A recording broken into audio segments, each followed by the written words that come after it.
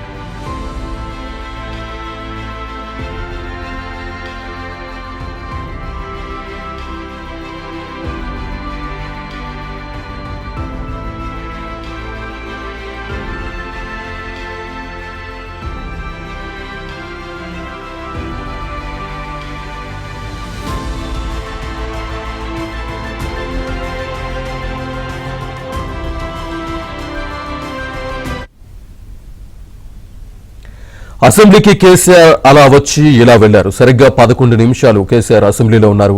Assembly రిజిస్టర్లో సంతకం చేసి సంతాప తీర్మానం పూర్తవగానే కేసీఆర్ వెళ్లిపోయారు.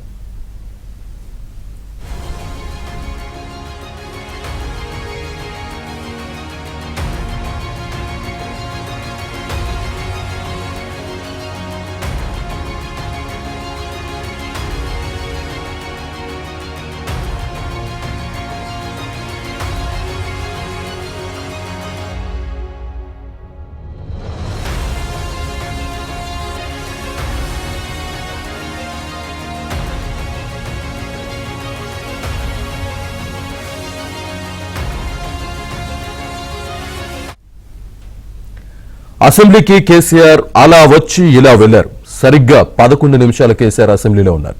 అసెంబ్లీ రిజిస్టర్లో సంతకం చేసి సంతాప తీర్మానం పూర్తవగానే కేసీఆర్ వెళ్లిపోయారు.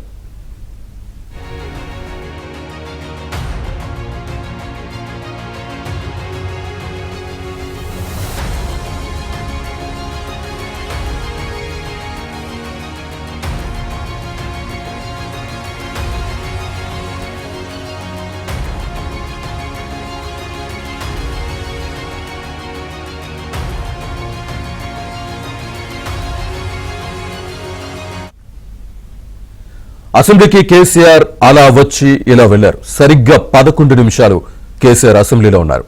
అసెంబ్లీ రిజిస్టర్లో సంతకం చేసి సంతాప తీర్మానం పూర్తవగానే కేసీఆర్ వెళ్లిపోయారు.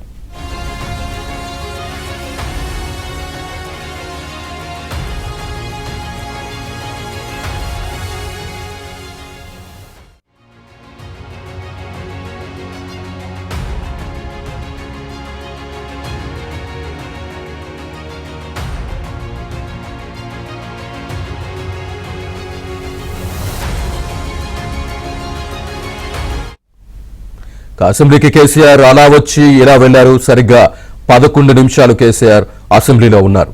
అసెంబ్లీ రిజిస్టర్లో సంతకం చేసి సంతాప తీర్మానం పూర్తవ్వగానే కేసీఆర్ వెళ్లిపోయారు.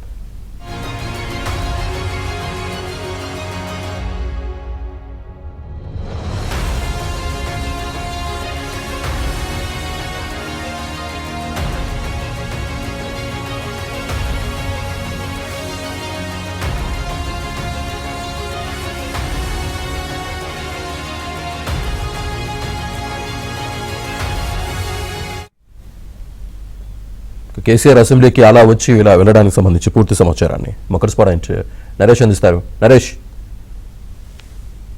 మాజీ ముఖ్యమంత్రి ప్రతిపక్ష నేత కేసీఆర్ ఇలా వచ్చి అలా వెళ్లారు. మొత్తానికి చాలా రోజులుగా కేసీఆర్ సభకు వస్తారా రారా అన్న చర్చ పెద్ద ఎత్తున రాష్ట్ర వ్యాప్తంగా జరుగుతున్న నేపథ్యంలో ఆయన ఈరోజు ఉదయం నందినగర్ నివాసం నుంచి బయలుదేరి 10 గంటల 14 నిమిషాలకు ఆయన అసెంబ్లీకి వచ్చారు. తిరిగి మళ్ళీ ఒక 18 నిమిషాలు మాత్రమే. మొత్తంగా చూస్తే కేసీఆర్ అసెంబ్లీలో లోపల కావచ్చు, మొత్తం అసెంబ్లీ ప్రాంగణంలో ఒక 18 నిమిషాలు మాత్రమే గడిపారు. వాస్తవానికి సభకి హాజరైన కేసీఆర్ ఏదైతే సభలో కూడా కాస్త ఆసక్తికరమైన సన్నివేశాలు చోటు చేసుకుని సభ ప్రారంభమైన వెంటనే అందరికంటే ముందుగానే కేసీఆర్ లోపలికి వెళ్ళి ప్రారంభం కంటే ముందు ఇతర సభ్యుల కంటే ముందుగానే వెళ్ళి ఆయన ప్రతిపక్ష నాయకుడి కుర్చీలో అంటే ఆయనకు కేటాయించిన బెంచ్లో కూర్చున్నారు. ఆ తర్వాత సభ ప్రారంభమైంది. ముఖ్యమంత్రి రేవంత్ రెడ్డి కూడా సభ ప్రారంభమయ్యే సమయానికి చేరుకున్నారు. ఈ సందర్భంగా స్వయంగా ముఖ్యమంత్రి రేవంత్ రెడ్డి వెళ్ళి కేసీఆర్ ఏదైతే బెంచీ వరకు వెళ్ళి ఆయనకు షేక్ హ్యాండ్ ఇవ్వడం, ఆయనకి ఆరోగ్య పరిస్థితి గురించి వాకప్ చేయడం జరిగింది. ఇది సభలో ఉన్న వాళ్ళంతా కూడా చాలా ఆసక్తిగా గమనించారు. ఇక ముఖ్యమంత్రి రేవంత్ రెడ్డి స్వయంగా కేసీఆర్ దగ్గరికి వెళ్ళి కరచాలనం చేసిన తర్వాత వరుసగా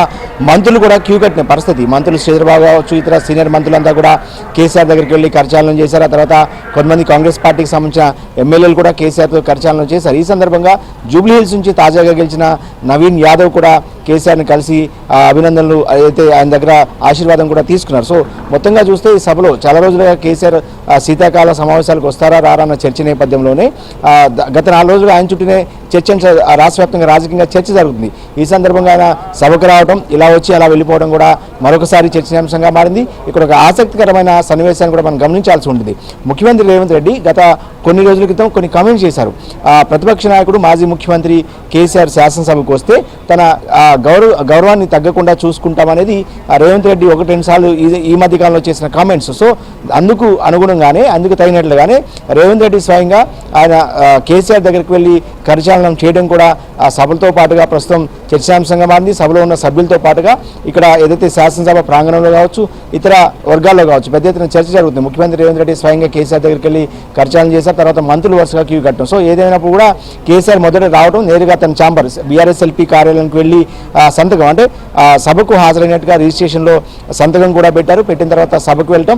అయితే అదే సందర్భంలో స్పీకర్ ఏదైతే మాజీ ఎమ్మెల్యేలు, దివంగత మాజీ ఎమ్మెల్యేలకు సంతాప తీర్మానం పెట్టే సమయంలో మాత్రమే కాసేపు మాత్రమే కేసీఆర్ ఉండి ప్రస్తుతం శాసనసభ నుంచి బయలుదేరి నందీనగర్ నివాసానికి అయితే వెళ్ళిపోయారు. Right, thank you Naresh.